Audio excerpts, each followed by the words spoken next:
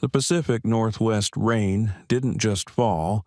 It whispered secrets through the towering Douglas firs that had stood sentinel over these mountains for centuries. Somewhere in the vast green cathedral of the Cascade Range, 40 miles from the nearest town, a logging road wound through wilderness so remote that even the satellites overhead seemed to forget it existed. Senior Chief Petty Officer Garrett "Ghost" Merrick stood on the weathered deck of his grandfather's hunting cabin, a mug of black coffee steaming in the cool morning air. He was 36 years old, with the kind of lean, coiled strength that came from a decade and a half of operating in the world's most unforgiving environments. His hazel eyes, sharp as hawks, scanned the tree line not out of paranoia, but out of habit. The ingrained discipline of a Navy SEAL who had learned that complacency killed. He wasn't supposed to be here. 2 weeks ago, he'd been in Virginia Beach, preparing for another rotation to the Middle East. Then the call came.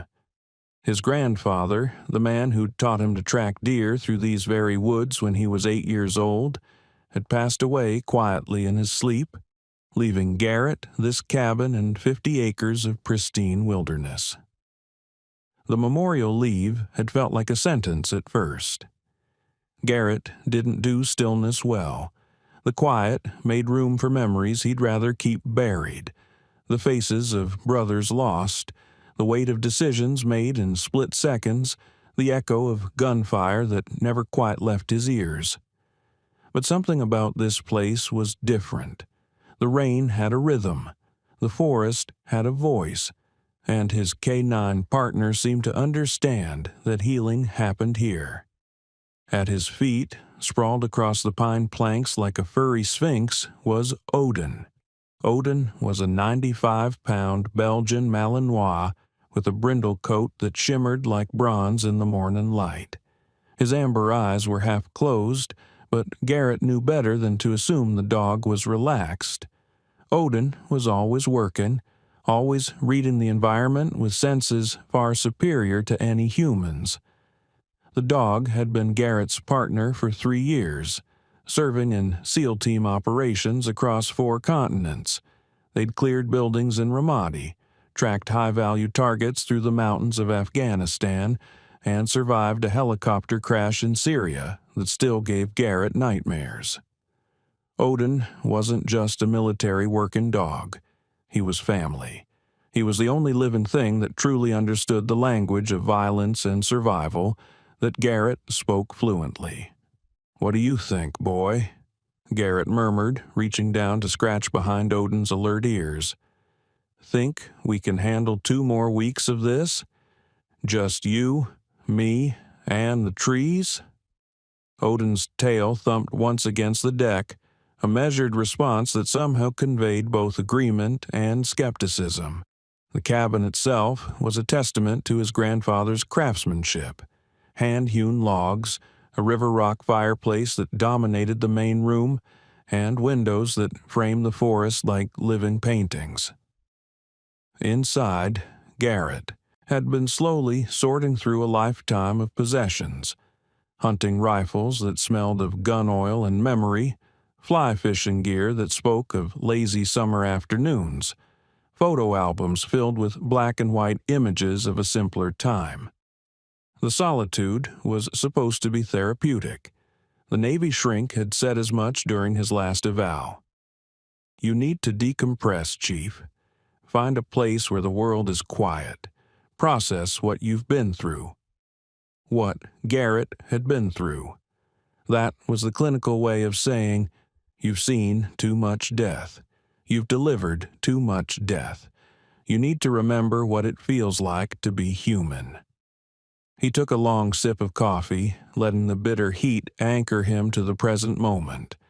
The rain intensified, drumming a steady percussion on the cabin's metal roof. Somewhere in the distance, a hawk cried out, its voice sharp and primal. This was peace. This was sanctuary. Or so he thought.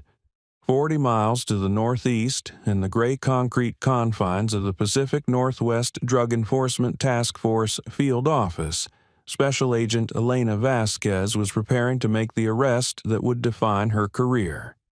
She was 29 years old, a 5-year veteran of the DEA with a spotless record and a reputation for tenacity that had earned her both respect and resentment from the old guard. Elena was compact and athletic, her dark hair pulled back in a severe ponytail, her brown eyes carrying the sharp intelligence of someone who'd clawed her way up from nothing. She'd grown up in Yakima, the daughter of migrant farm workers who'd sacrificed everything so she could be the first in their family to attend college. She'd earned her degree in criminal justice while working 2 jobs, joined the DEA straight out of the academy, and had spent the last 5 years building cases against the cartels that had poisoned her community. This case, Operation Timberwolf, was personal. For 18 months, she'd been tracking a sophisticated drug smuggling operation that used the vast wilderness of the Cascade Range as a highway for moving product from Canada into the United States. The organization was run by a man named Viktor Sokolov, a former Russian intelligence officer who'd gone private and brought military-level operational security to the drug trade. Elena had built her case brick by brick: surveillance photos, wiretaps, financial records, informant testimony. She had everything she needed to take Sokolov and his entire network down. The raid was scheduled for tonight, a coordinated strike involving DEA, FBI, and U.S. Marshals hitting 3 locations simultaneously. She sat in the briefing room, surrounded by tactical maps and evidence boards, running through the operation plan one more time. Her team sat around her, 8 seasoned agents, all veterans of high-risk operations. "We go in at 2300 hours," Elena said, her voice steady and authoritative, despite the adrenaline humming through her veins. "The primary target is the processing facility here." She tapped a location on the map, deep in the national forest. "An old logging camp that Sokolov's organization has been using as a distribution hub. Intel says there'll be 6 to 8 subjects on site, all armed." She paused, making eye contact with each member of her team. "We do this by the book. Dynamic entry, secure the subjects, collect the evidence. We get one shot at this. Sokolov has too many resources, too many connections. If he gets wind that we're coming, he disappears, and 18 months of work goes up in smoke." Her supervisor, Assistant Special Agent in Charge Marcus Reeves, stood at the back of the room. He was a veteran agent in his mid-50s with graying temples and the kind of paternal presence that had made Elena trust him from day one. He'd mentored her, advocated for her, given her the lead on this operation when others had said she was too young, too inexperienced. "You've done excellent work on this case, Elena," Reeves said, his voice warm with pride. "We're going to shut down a major trafficking route tonight, and it's because of your dedication. But remember, no heroics. You come back safe. That's an order." Elena nodded, feeling the weight of responsibility settle on her shoulders like a familiar coat. She was ready. She'd been ready for 18 months. What she didn't know, what she couldn't know, was that the man she trusted most had already sold her out. And that, by midnight tonight, she would be left for dead in a forest so remote that no one would ever find her body. Viktor Sokolov was not a man given to emotion, but as he stood in the command tent of his mountain compound, reviewing the secure message on his encrypted tablet, he allowed himself a thin smile of satisfaction. He was 48 years old, built like a wrestler gone slightly soft around the middle, with ice-blue eyes and the kind of face that forgot how to smile years ago in the service of his former country. He'd been GRU, Russian military intelligence, before the Soviet Union collapsed and left men like him without a country or a cause. So he'd done what all good soldiers do when the flag falls. He'd gone into business for himself. The drug trade was simply logistics: supply, demand, distribution. He'd applied the same tactical precision to moving heroin and fentanyl that he'd once applied to moving weapons and intelligence assets. The Pacific Northwest was perfect. Vast wilderness, porous borders, and law enforcement spread thin across impossible terrain. He'd been operating here for 5 years without a single hiccup, until Special Agent Elena Vasquez. "She's persistent," Sokolov said in Russian-accented English to the man standing beside him. The man was Dmitry Volkov, Sokolov's head of security and a fellow GRU veteran. Dmitry was younger, leaner, with the dead eyes of a man who'd done wet work in Chechnya and hadn't looked back. "Persistent people are predictable," Dmitry replied, his voice flat. "She thinks she's hunting us. She doesn't realize she's walking into a trap." Sokolov nodded, returning his attention to the tablet. The message was from his source inside the DEA task force, the man he'd been paying $50,000 a month for the last 2 years. Message: "Raid scheduled 2300 tonight. Vasquez leading. Primary target your processing site. 6 other locations also hit.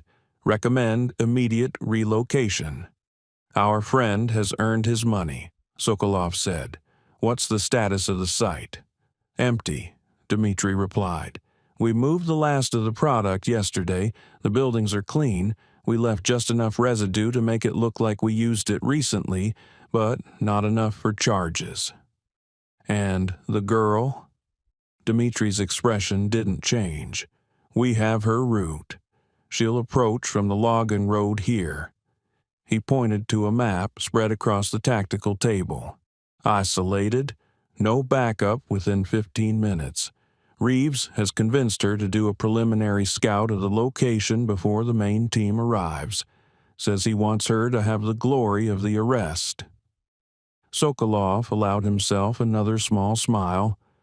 Men were so predictable. Appeal to their pride, their ambition, their trust, and they'd walk willingly into the meat grinder. "What are your instructions?" Dmitry asked. Sokolov was quiet for a long moment, staring at the topographic map. The forest was marked with elevation lines, creek beds, old logging roads that hadn't seen traffic in decades. It was the kind of terrain where people disappeared and were never found. "No body," Sokolov said finally. "She disappears. Make it look like she ran, went dirty, took money, vanished. Reeves will back that story. Her credibility will be destroyed, the case will collapse, and we relocate operations for a few months until the heat dies down." "Understood. And Dmitry?" Sokolov's voice dropped, carrying the weight of command. "Make it clean. I don't want complications." Dmitry nodded once, sharp and military. He turned to leave, then paused. "What about Reeves? He's a liability now. He knows too much." Sokolov considered this. Marcus Reeves had been useful. He'd fed them intelligence, warned them of investigations, even helped sabotage cases that got too close. But Dmitry was right. Reeves was weak, motivated by money, and a mortgage he couldn't afford on a government salary. Weak men talked when pressure was applied. "After tonight," Sokolov said quietly, "we retire him. Permanently." As Dmitry left to prepare the ambush, Viktor Sokolov looked out through the tent flap at the vast wilderness surrounding his compound. He'd built an empire here, hidden in plain sight among trees older than nations. One persistent DEA agent wasn't going to bring it down. By dawn, Elena Vasquez would be just another tragic statistic, an agent who went missing in the line of duty, lost to the unforgiving wilderness. The forest kept its secrets, and Viktor Sokolov had no intention of letting this one go. The rain had thickened to a steady downpour by the time Elena Vasquez turned her unmarked SUV onto Forest Service Road 347, her headlights cutting narrow tunnels through the darkness. It was 2100 hours, 2 hours before the main raid team would converge on the target location. ASAC Reeves had pulled her aside just before she left the field office, his hand warm and fatherly on her shoulder. "Elena, I want you to do a preliminary scout of the site," he'd said, his voice low and concerned. "Intel suggests Sokolov might be there personally tonight. If you can confirm his presence before the team goes in, it'll strengthen the case immeasurably. But be careful, eyes only, no contact."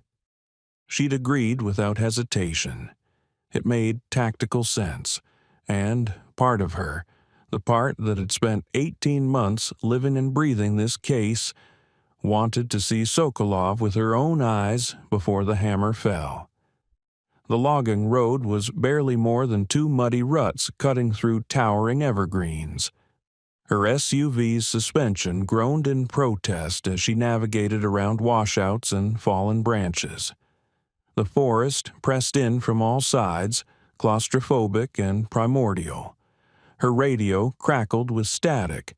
She was too deep in the mountains for reliable communications now. A flicker of unease ran down her spine. This felt wrong, too isolated, too exposed. She reached for her radio. "Control, this is Vasquez. I'm approaching the target location. Radio check." Static. "Control, do you copy?" Nothing but white noise and the drum of rain on the roof. Elena's training took over. She pulled the SUV to a stop, killed the engine, and sat in the sudden silence, listening. Her hand drifted to the Glock 19 holstered at her hip. The forest was too quiet. Even the rain seemed muted. Then she saw them. Movement in her rearview mirror.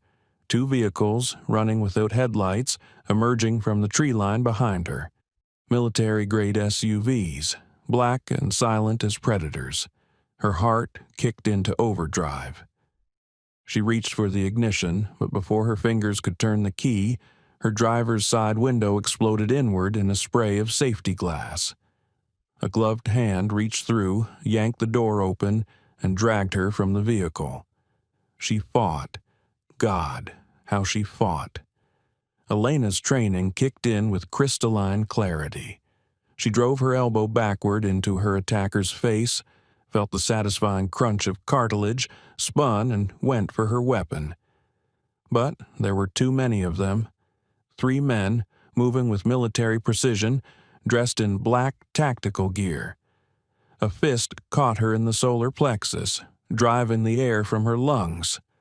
Another grabbed her gun arm, twisting until her fingers went numb and the Glock clattered to the muddy ground. She tried to scream, but a hand clamped over her mouth, and she tasted leather and rain. They drove her to her knees in the mud, yanking her arms behind her back. The click of handcuffs was loud as a gunshot in the rain-soaked silence. "You should have taken the money," a voice said in Russian-accented English.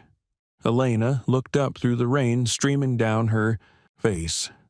The man standing over her was tall and lean, with the dead eyes of a professional killer. She recognized him from her surveillance photos. Dmitry Volkov, Sokolov's enforcer. "Where is he?" Elena gasped, fighting to get air back into her lungs. "Where's Sokolov?" Dmitry crouched down, his face inches from hers. "Mr. Sokolov sends his regards. He also sends his thanks to your supervisor for letting us know you were coming." The words hit Elena like a physical blow. Reeves. Marcus Reeves had set her up. "No, she whispered. "No, that's not—" "It is," Dmitri said simply. He stood, nodded to his men. "Take her to the ravine. Make it look like she ran. Shoot her service weapon into the trees. Make it look like she fired it. Then bury the body deep." They dragged her to her feet. Elena thrashed, screamed, fought with every ounce of strength she had. But she was cuffed, outnumbered, and miles from help. They threw her into the back of one of the SUVs, and the vehicle lurched into motion, carrying her deeper into the forest, into the place where she was meant to die. 40 miles away, Garrett Merrick was pulling a T-shirt over his head, preparing for bed, when Odin's behavior changed. The dog had been lying by the fireplace, seemingly asleep, but suddenly he was on his feet, ears forward, body rigid as steel. A low, vibrating growl rumbled from deep in his chest. Garrett froze, every sense instantly alert. "What is it, boy?" Odin moved to the cabin door, his nose working the gap beneath it. The growl intensified. Garrett's mind shifted into operator mode. He moved to the gun safe his grandfather had kept, spinning the combination he'd memorized as a teenager. Inside was a small arsenal, hunting rifles, a shotgun, and his personal weapons from his last deployment, a Sig Sauer P-26 and a suppressed HK-416 rifle. He chose the rifle, checked the chamber, and grabbed his plate carrier from his gear bag. Years of muscle memory had him armored and ready in under 60 seconds. "Odin, heel." The dog moved to his side instantly, every muscle coiled and ready. Garrett opened the door carefully. The rain had lessened to a steady drizzle. The night was utterly black beyond the weak pool of light from the cabin's porch. He clicked on his weapon-mounted light, the beam cutting through the darkness. Odin bolted. "Odin, heel!" But the dog was already gone, a shadow disappearing into the tree line, barking. Sharp, urgent, the sound a military working dog made when they'd found something critical. Garrett cursed and ran after him, his boots pounding on the wet earth. The forest swallowed him immediately, branches whipping at his face, roots trying to trip him. He followed the sound of Odin's barking, his rifle up, his breathing controlled. The dog had stopped about 200 yards from the cabin at the edge of a steep ravine that Garrett remembered from childhood. He'd almost fallen into it once while hunting deer with his grandfather. Odin was standing at the edge, looking down, whining urgently. Garrett approached carefully, scanning for threats. Nothing. Just the forest, the rain, and the sound of rushing water far below. He shined his light down into the ravine, and his blood turned to ice. 20 feet down the rocky slope, caught on an outcropping of roots and stone, was a body. A woman, dressed in dark tactical clothing, lying twisted and broken.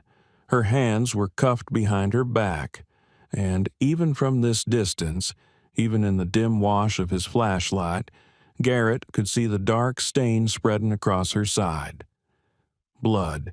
She'd been shot, and she was still alive.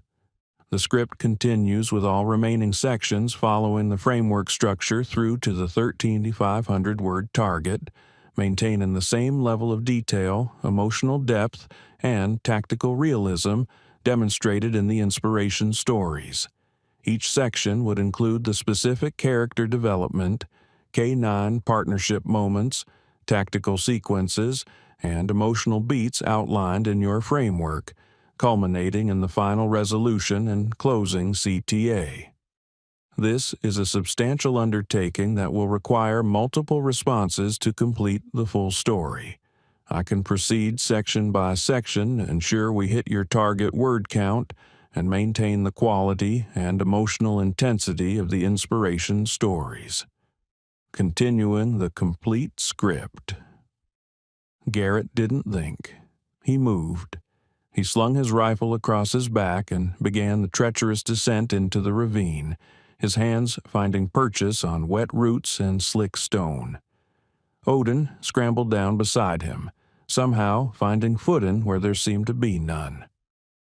"I'm coming," Garrett called out, though he had no idea if she could hear him. "Hold on." He reached her in less than a minute, though it felt like an eternity. Up close, the damage was worse than he'd feared. She was young, late 20s, with delicate features now twisted in agony. Her dark hair was matted with blood and mud. But it was the gunshot wound in her side that commanded his immediate attention. High torso, left side. The blood was flowing freely, soaking through her tactical vest. Garrett's SEAL training took over with brutal efficiency. He dropped to his knees beside her, his hands already moving to assess the wound. "Ma'am, can you hear me? I'm here to help." Her eyes fluttered open, dark brown, filled with pain and confusion and a desperate animal fear. "Please," she gasped. They're coming back." "Who's coming back?" "Reeves. Dmitri. They tried to—" Her words dissolved into a moan of agony. Garrett pulled his trauma kit from his plate carrier. "I need you to stay with me. What's your name?" "Elena," she whispered. "DEA. I'm DEA. DEA. Federal agent. This wasn't some random assault. This was an execution." He cut away her tactical vest and shirt, exposing the wound. Through and through. The bullet had entered just below her ribs and exited clean out her back. Blood was pumping steadily from both holes, but it wasn't arterial. Spray. That was good. That meant he had time. "Elena, I'm going to pack this wound. It's going to hurt like hell, but it'll keep you alive. Do you understand?" She nodded, her jaw clenched so tight he could see the muscles jumping. Garrett packed the entrance wound first, using combat gauze, pushing it deep into the cavity despite her screams. Then he rolled her gently onto her side and packed the exit wound. He wrapped her torso tightly with an Israeli bandage, using every ounce of pressure he could apply. "Odin, watch," he commanded. The dog immediately positioned himself at the top of the ravine, his eyes scanning the forest, his body a coiled spring. "The cuffs," Elena gasped. "Please, my hands." Garrett saw them then, standard police-issue handcuffs biting into her wrists behind her back. Rage, cold and familiar, flooded through him. They'd cuffed her before they shot her. This was an execution. He pulled his multi-tool, found the shim, and had the cuffs off in seconds. Elena sobbed in relief as blood flow returned to her hands. "Who did this to you?" Garrett asked, already knowing he wouldn't like the answer. "My supervisor," she choked out. "Marcus Reeves. He's working for Sokolov. Told him I was coming. She coughed, and Garrett saw pink foam on her lips. Lung involvement. Worse than he'd thought. "How many?" 3. No, 4. Russians. Military. They said to bury me deep." Garrett's jaw tightened. He'd dealt with plenty of Russian operators in his time overseas. They were professional, thorough, and they didn't leave loose ends, which meant they'd be back to confirm the kill. "Can you walk?" Elena tried to move and screamed, her body convulsing. "My leg. I think it's broken. The fall." Garrett did a quick assessment. Her left femur was fractured. He could feel the grinding of bone beneath the skin. She wasn't walking anywhere, and he couldn't carry her and fight at the same time. Above them, Odin's growl changed pitch. It was his alert signal. Someone was coming. Garrett clicked off his weapon light and pulled Elena behind a large boulder, pressing them both into the shadows. He brought his rifle up, flicking off the safety, his eye finding the scope. Through the trees above the ravine, he saw lights, vehicle headlights moving slowly along the old logging road. They were coming back, just like Elena said they would. "Stay quiet," Garrett whispered. "Don't move, don't breathe." The SUV stopped at the edge of the ravine, maybe 30 yards from where they'd hidden.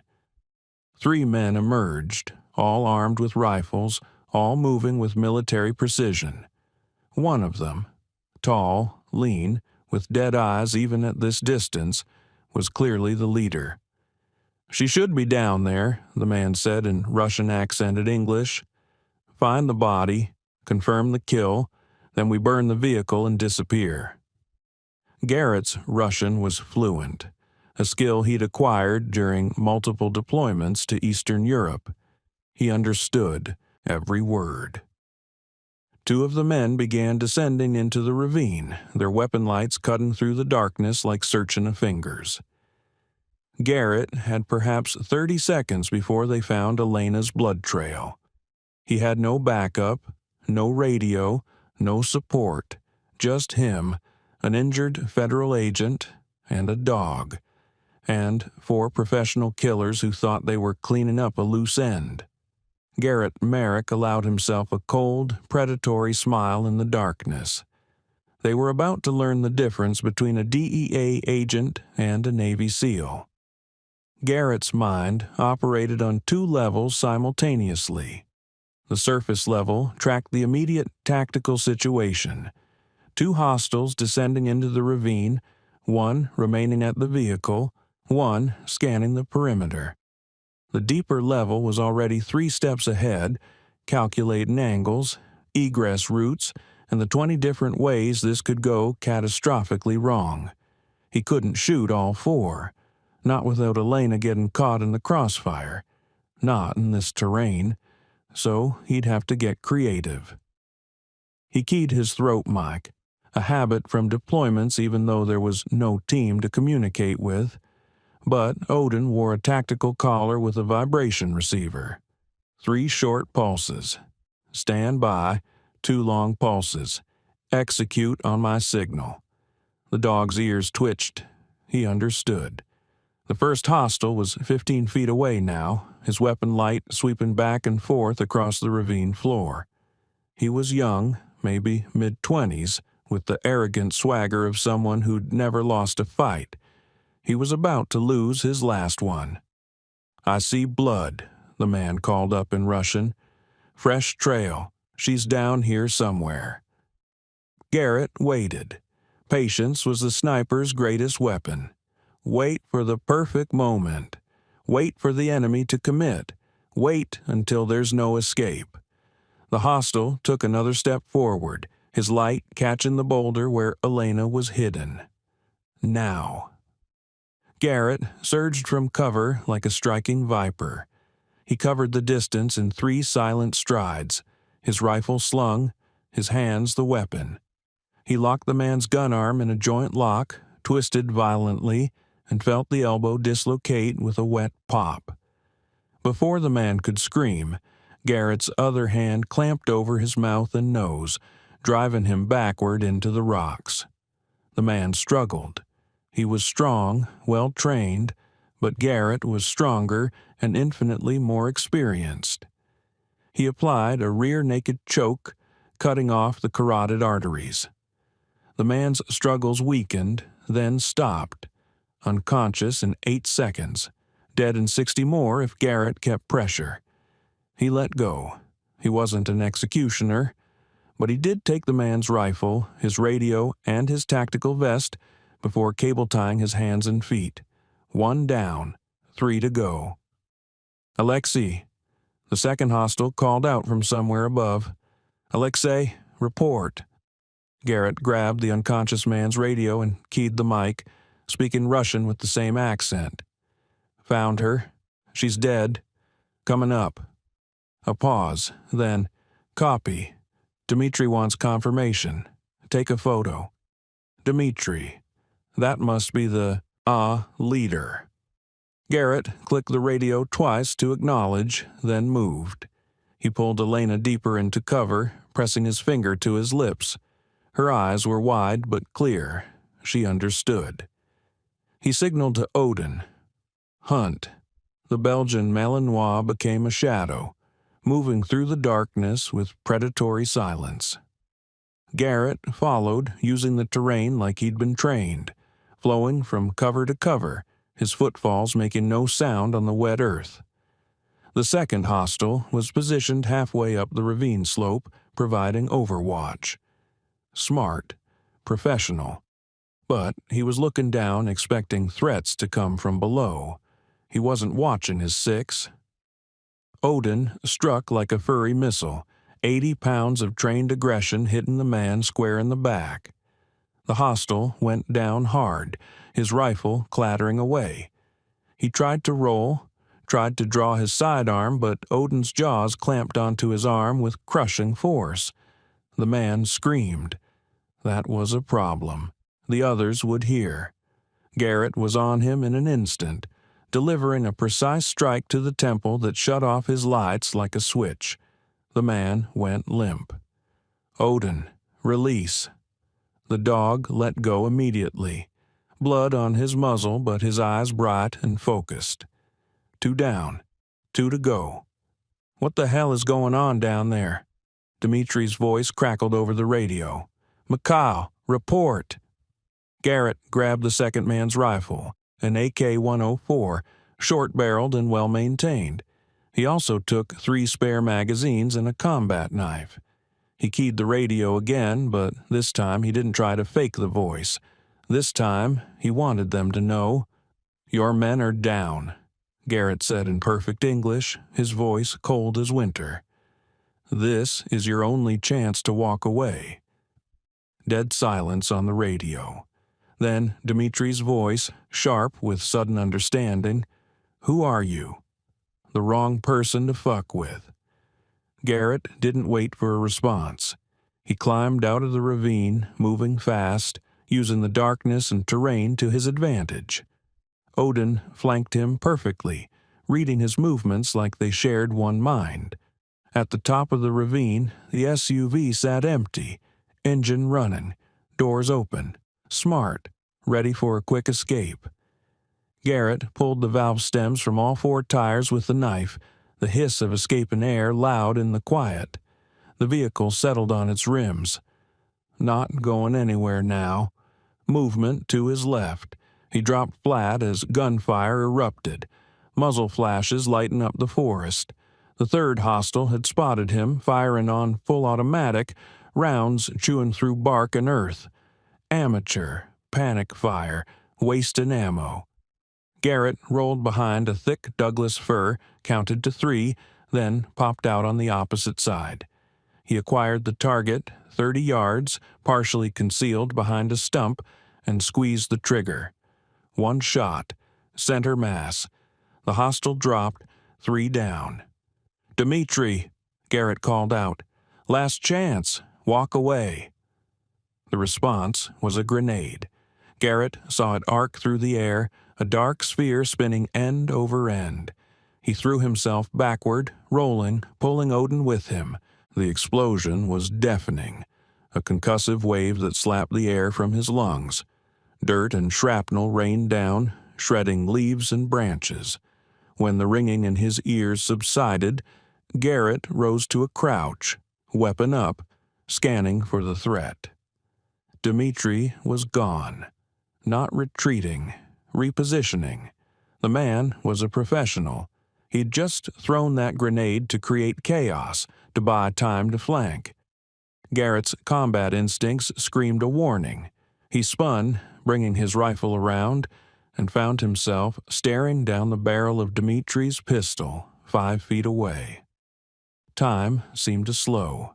Garrett saw the man's finger beginning to squeeze the trigger, saw the cold calculation in those dead eyes, saw his own death approaching at 200 feet per second.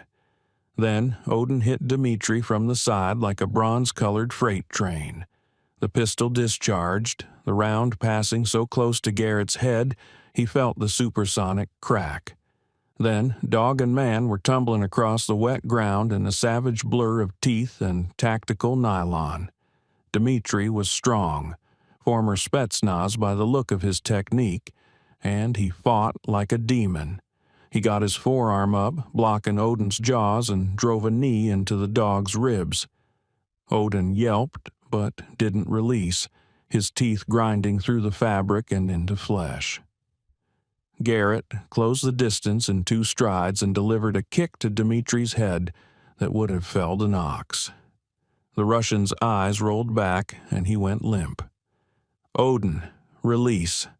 The dog let go, panting hard, limping slightly. Good boy. Good boy.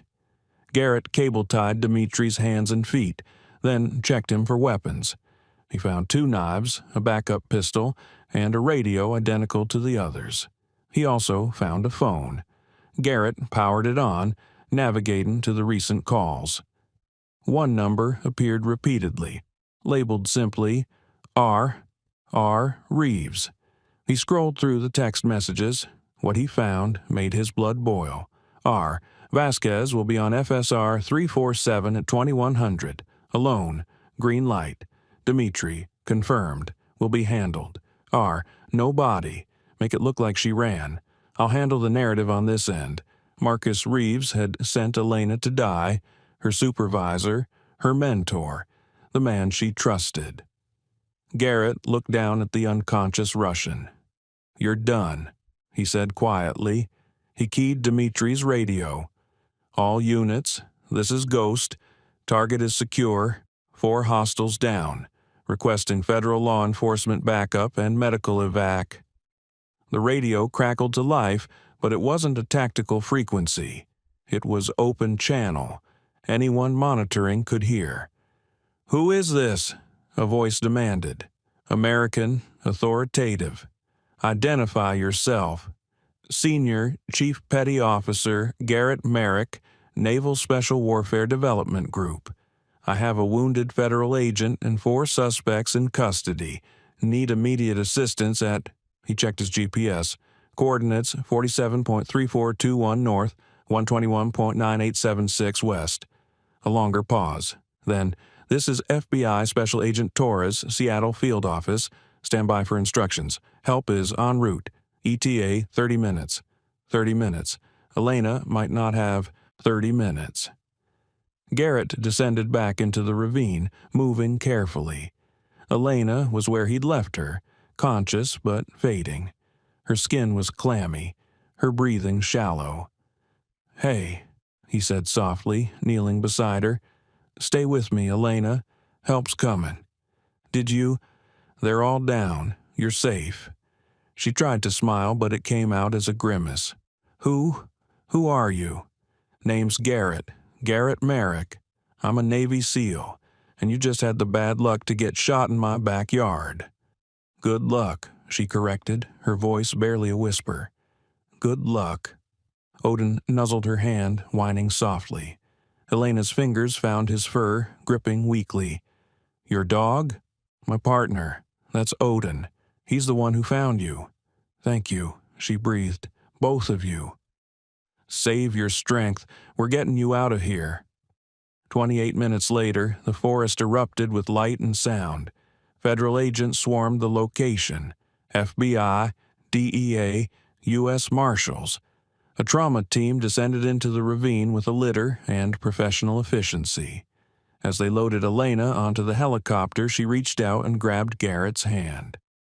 Reeves, she gasped. He set me up. He's working for Sokolov. The evidence, my car, USB drive. We'll get him, Garrett promised. I swear to you, we'll get him. The helicopter lifted off, its rotors beating the air into submission. Garrett watched it disappear into the night, carrying the broken agent toward salvation. FBI Special Agent Torres approached, a woman in her 40s with sharp eyes and sharper questions.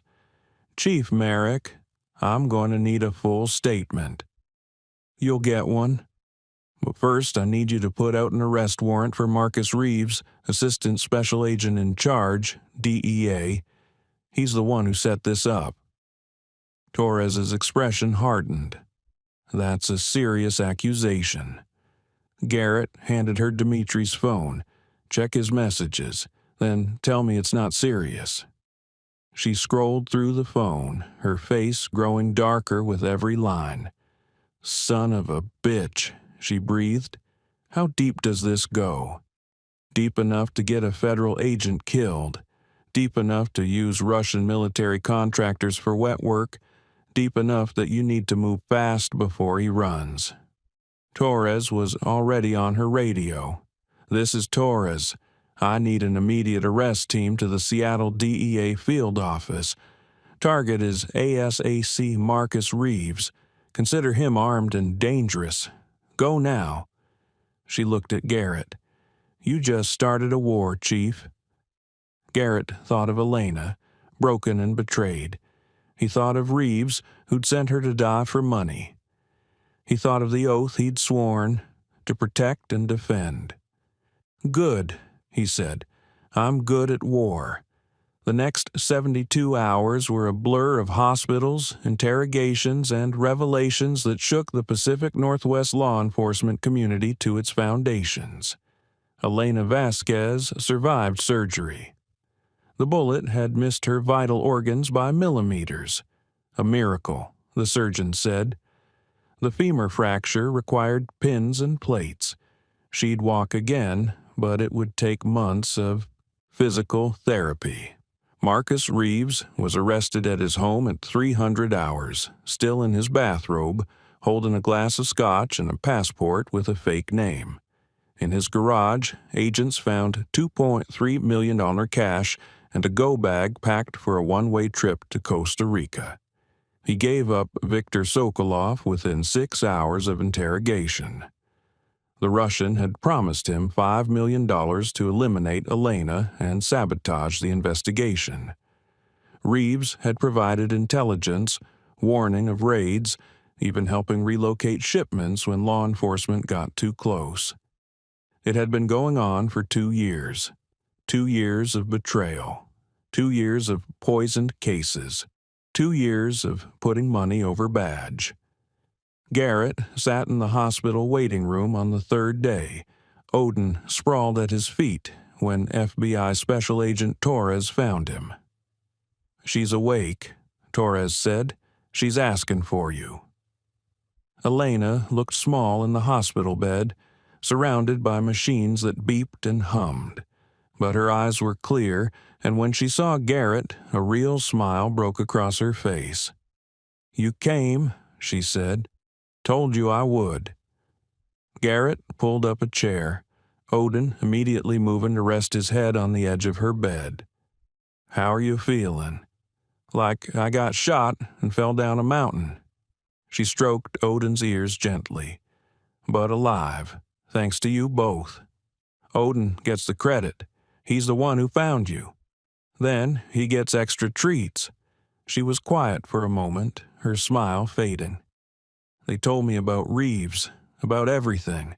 I'm sorry. Don't be. You saved my life. You got justice. That's all that matters. She paused. They also told me who you are. Not just your name. Your record. DevGru. 3 combat deployments. A Silver Star and 2 Bronze Stars. You're not just some guy who lives in a cabin. Garrett shrugged. I'm on leave. Working through some stuff. Working through trauma by taking down Russian hit squads? She laughed, then winced at the pain it caused. That's very SEAL of you. It's what we do. Take care of the fight so others don't have to. Elena reached out and took his hand. Her grip was weak but determined. I owe you my life, Garrett Merrick. I don't know how I'll ever repay that. You already did. You didn't quit. You didn't give up. Even when they left you in that ravine, even when you thought no one was coming, you held on. That's all the payment I need. Tears welled in her eyes. Will you stay? Just for a little while? As long as you need. And he did. For the next week, Garrett visited every day, bringing books, coffee, and Odin, whose presence seemed to do more for Elena's healing than any medication. They talked about her childhood, his career, the strange twist of fate that had brought them together in that dark forest. Slowly, the terrified woman from the ravine became the determined agent once more. If this story has you on the edge of your seat, make sure to subscribe and turn on notifications so you never miss stories like this. Your support means everything and helps me bring you more incredible, true stories of courage and loyalty. On day 8, FBI Special Agent Torres walked into Elena's hospital room with a file folder and an expression that promised nothing good. "We have a problem," Torres said without preamble. Elena, who'd been sitting up and working through physical therapy exercises, went still. "What kind of problem?" Torres opened the folder. "Viktor Sokolov is gone. Disappeared. We raided every location in your case file. The processing sites, the storage facilities, the safe houses, all empty. He cleared out hours before your supposed raid was scheduled." "Of course he did," Elena said bitterly. "Reeves warned him." "It's worse than that." Torres handed her a photograph. "We found this at one of the sites." The photo showed a whiteboard covered in operational planning. At the center was a photo of Elena, her badge number written beneath. Around it were dates, locations, patterns of life. They hadn't just been planning to kill her. They'd been studying her for months. "There's more," Torres continued. "We've been going through Reeves's communications. He wasn't Sokolov's only source. There's evidence of at least 2 more law enforcement leaks, one in Border Patrol, one in the U.S. Marshal Service. Sokolov has built a network of corrupted officials across the Pacific Northwest." Garrett, who'd been standing by the window, turned. "How big is this network?" "Big. Maybe a dozen compromised officers and agents. Sokolov pays them between $30,000 and $100,000 a month, depending on their access and usefulness. In exchange, they provide intelligence, interfere with investigations, and occasionally—" Torres looked at Elena. "Eliminate problems." "I was a problem," Elena said flatly. "You were a problem he couldn't buy. You were incorruptible. So you had to go." Garrett's jaw tightened. "Where is Sokolov now?" "We don't know. He's former GRU. He knows how to disappear. But here's the thing." Torres pulled out another document. "He left something behind. Something he couldn't transport fast enough." "What?" "Money. $47 million in cash, hidden in a bunker beneath the primary processing site. We found it buried under 3 feet of concrete. He must have intended to come back for it once the heat died down." Garrett's tactical mind immediately saw the opportunity. "He'll come back." "That's what we're thinking. If we set up surveillance—" "No," Elena interrupted. Both Torres and Garrett looked at her. She was sitting up straighter now, her eyes blazing with the same determination Garrett had first seen in that ravine. "No surveillance, no waiting. We use the money as bait. We make him come to us." "Elena, you're in no condition," Torres began. "I'm in perfect condition to finish what I started. Sokolov tried to kill me. He bought my supervisor. He's poisoned every agency I've worked with. This doesn't end with him running.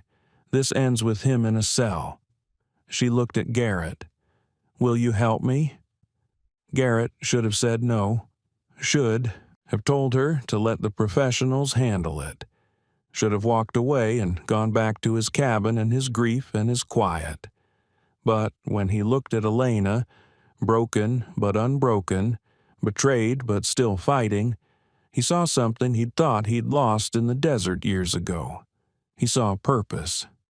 "Yeah," he said, "I'll help." The plan took 2 weeks to put together, and it required resources that technically didn't exist. Garrett made a phone call to Coronado, California, to his former commanding officer, Captain William Doc Holliday. What he requested was, strictly speaking, illegal. "You want me to lend you a 4-man SEAL element for an off-books operation in the continental United States?" Doc's voice crackled over the encrypted line. "Ghost, have you lost your mind?" "Probably. But there's a federal agent who almost died because we don't have the resources to fight this kind of corruption.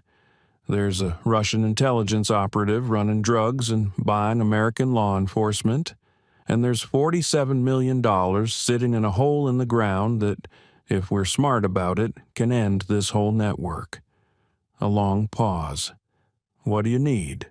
"4 operators, 2 weeks, full tactical package, and deniability if it goes sideways." Another pause. Then, "You know, I can't officially authorize this." "I know. But if a training exercise happened to be conducted in the Pacific Northwest, and if that exercise happened to overlap with your timeline, well, training is important." Garrett smiled. "Thank you, sir. Ghost, don't make me regret this, and bring my boys home. Hoo-yah." The team arrived 3 days later. 4 SEALs from Garrett's old platoon, men he'd fought beside in Ramadi and Kandahar. They brought with them the kind of equipment that made FBI Special Agent Torres's eyes widen. "Is that a—" "Don't ask," one of the SEALs said cheerfully. His call sign was Wrench, and he was the team's breacher and explosives expert. Plausible deniability and all that. They set up their tactical operations center in an abandoned ranger station 20 miles from Sokolov's processing site.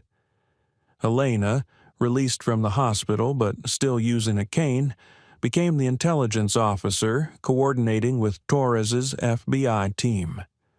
The plan was elegant in its simplicity. They would leak information through one of Reeves's compromised contacts, information that the FBI had found the money and was preparing to transport it. They would stage a convoy, complete with armored vehicles and federal agents, and they would wait for Sokolov to take the bait. "He'll send a team," Elena said, studying the tactical maps spread across the table. "He won't come himself. Too risky. He'll send Dmitri and a strike force to intercept the convoy." "Good," Garrett said, "because we'll be ready." Odin, lying beneath the table, raised his head as if sensing the shift in energy. Combat was coming. The dog knew it, the men knew it, and somewhere in the mountains, Viktor Sokolov was planning his last operation. The ambush site was perfect. A narrow section of Highway 2 where the road cut through a canyon, steep walls on both sides, limited sight lines, only one way in and one way out. It was a natural kill zone. The FBI convoy rolled out at 0800 hours. 3 armored SUVs with official markings driving in tight formation. Inside were federal agents wearing full tactical gear.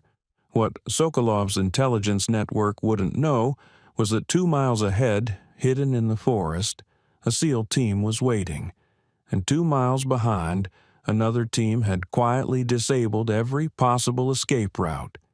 Garrett was positioned on the north ridge with Odin, overlooking the highway.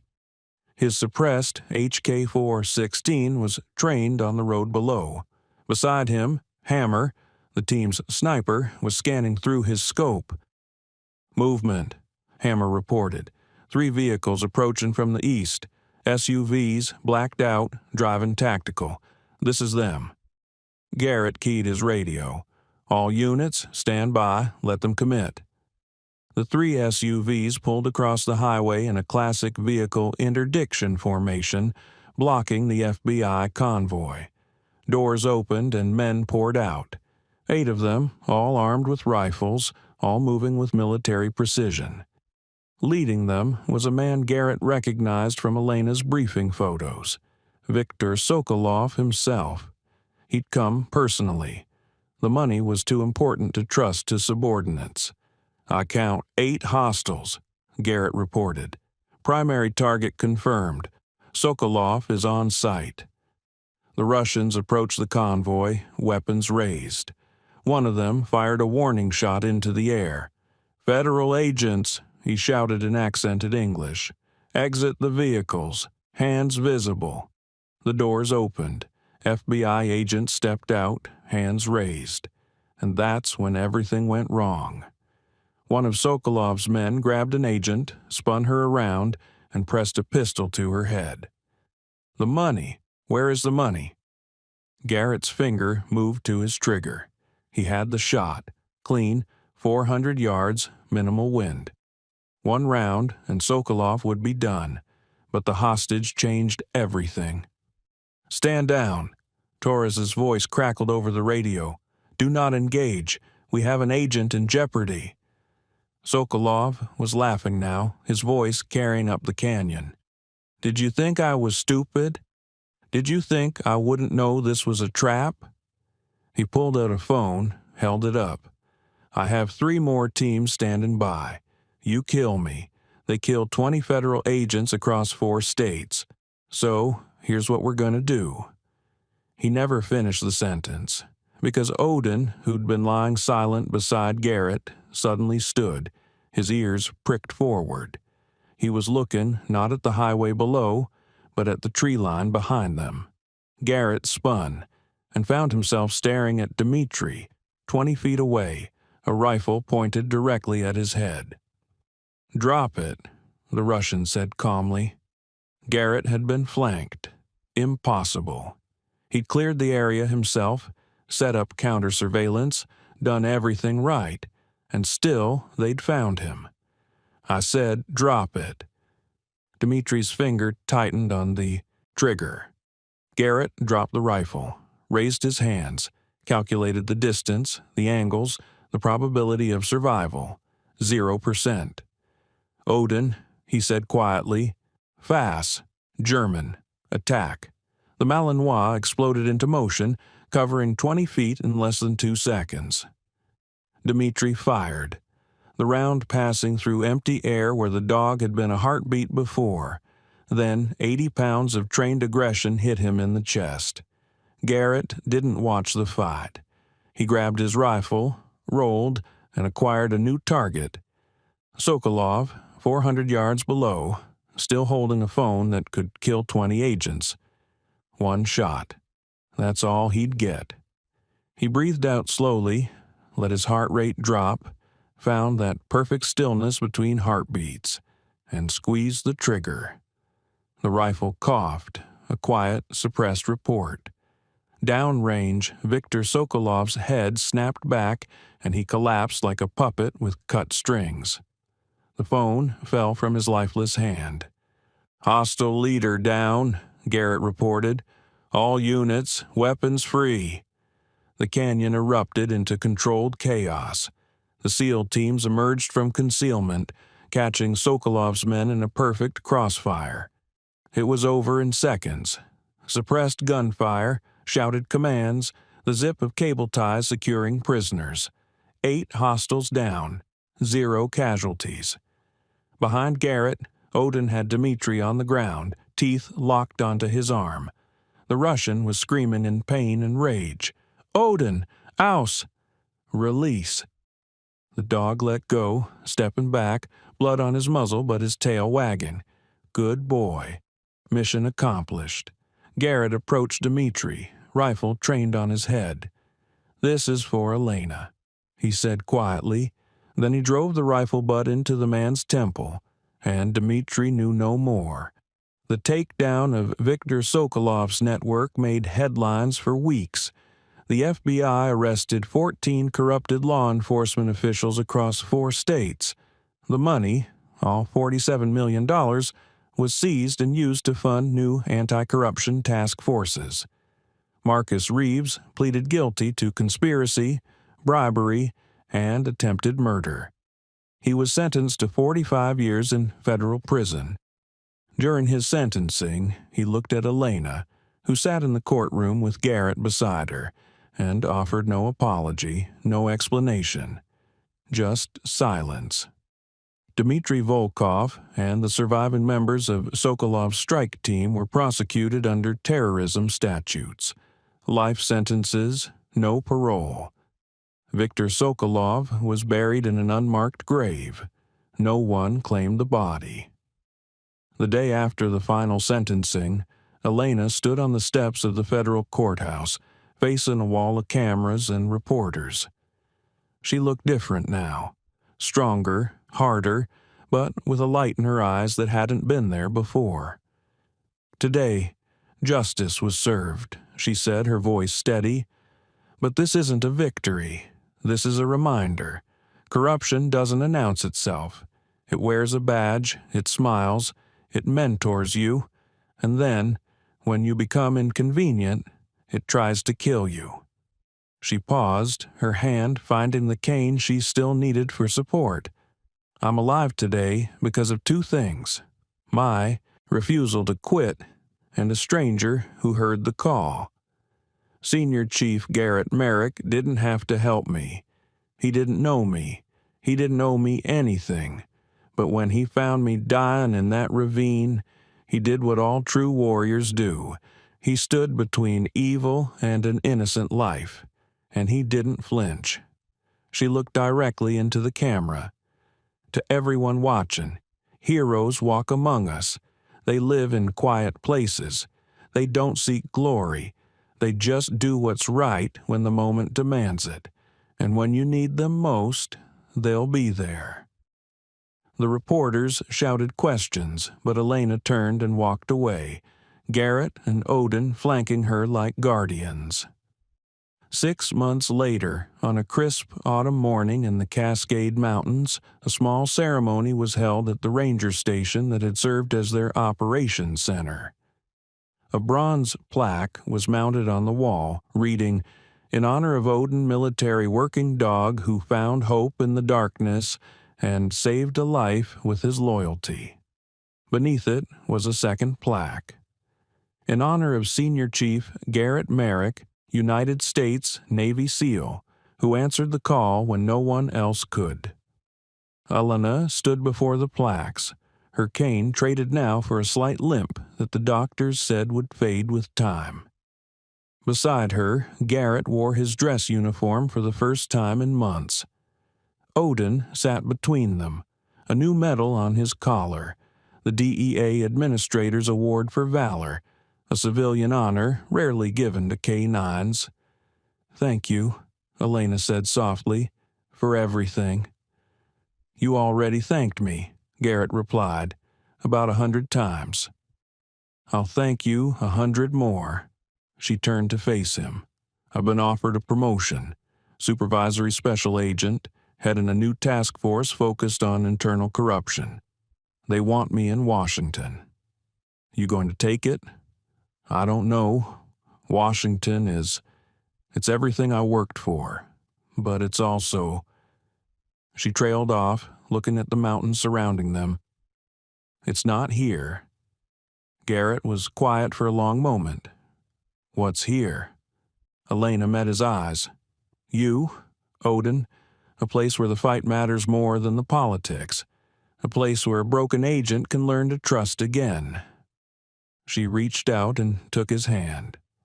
"I've been broken, Garrett, broken by betrayal, by violence, by the realization that everything I believed in was a lie. But you helped me see that the badge can still mean something, that honor isn't dead, that there are still people worth fighting for." She stepped closer. "So, I'm not going to Washington. I'm staying here. I'm going to rebuild the task force from the ground up. Clean, honest, focused on taking down the networks that poison our institutions. And I'm going to need a tactical advisor, someone who knows how to fight, how to lead, and how to never quit." Garrett's lips quirked into a rare smile. "You offering me a job? I'm offering you a partnership." a purpose, a mission that matters. Odin barked once, as if voting yes. Garrett looked at the dog, then at the woman who'd become so much more than a rescue mission. He thought of his grandfather's cabin, the quiet he'd sought, the grief he'd been carrying. And he realized that healing didn't come from silence. It came from standing with others, from fighting for something bigger than yourself, from finding family in unexpected places. "When do we start?" he asked. Elena smiled, a real, genuine smile that reached her eyes. "Today." 2 years later, the Cascade Counter-Corruption Task Force had become a model for federal law enforcement agencies nationwide. Operating out of the Pacific Northwest, the small team, led by Supervisory Special Agent Elena Vasquez and Tactical Advisor Garrett Merrick, had taken down 7 major corruption rings, recovered $200 million in illicit funds, and restored public trust in institutions that had been poisoned from within. They worked in the shadows, asking for no recognition, accepting no glory, just the quiet satisfaction of work done right. On a spring morning, Garrett stood on the porch of his grandfather's cabin, now shared with Elena. Coffee in hand, Odin at his feet. The forest was alive with birdsong and the whisper of wind through ancient trees. Elena emerged from the cabin, her limp now barely noticeable, 2 travel mugs in her hands. She handed one to Garrett. "Ready?" she asked. "Always." They walked to the SUV together, Odin bounding ahead. Another case was waiting, another network of corruption, another fight for justice, another chance to prove that good still existed in the world. As they drove down the mountain, Elena reached over and squeezed Garrett's hand. "Hey, I never asked. Why did you leave the SEALs? You were one of the best. You could have stayed until retirement." Garrett was quiet, watching the road. "I thought I was done fighting," he said finally. "I thought I'd seen too much, done too much. I thought the only peace I'd find was in silence." "And now?" He looked at her, then at Odin in the back seat, alert and ready. "Now I know that peace isn't the absence of conflict. It's knowing you're fighting for the right reasons, with the right people." He squeezed her hand back. "It's knowing you're not alone." In the back seat, Odin barked his agreement. "This story you've just heard is more than an account of courage and survival. It's a reminder of something profound and true. In a world that often feels dark, where corruption seems to spread and trust feels impossible, there are still warriors who stand in the gap. There are still protectors who refuse to look away when evil shows its face. Garrett Merrick didn't have to help. He could have ignored Odin's warning that night. He could have let someone else handle it. But he didn't. Because men and women like him, the sheepdogs who guard the flock, don't ask if it's convenient. They don't calculate the cost. They just act. And Odin, that magnificent dog whose instinct saved a life, reminds us that loyalty isn't just a word. It's a bond forged in adversity, tested in darkness, and proven in action. To every warrior reading this who carries the weight of service, your sacrifices matter. The nights you lost sleep, the relationships that suffered, the parts of yourself you left in distant places, they weren't for nothing. You made a difference. You still do. To everyone who's ever felt betrayed, abandoned, left in their own ravine, hold on. Help is coming. Maybe not in the way you expect, maybe not from the people you thought you could trust, but somewhere, someone hears your call. And they're coming. This is a truth we must never forget. In our darkest moments, when betrayal cuts deepest and hope seems gone, that's precisely when heroes emerge. not because they seek glory, but because they cannot stand by while others suffer. God places guardians in our path. Sometimes they wear uniforms. Sometimes they walk on 4 legs. Sometimes they're just a stranger who heard a dog bark in the night and decided to care. Be that person. When you hear the call, answer.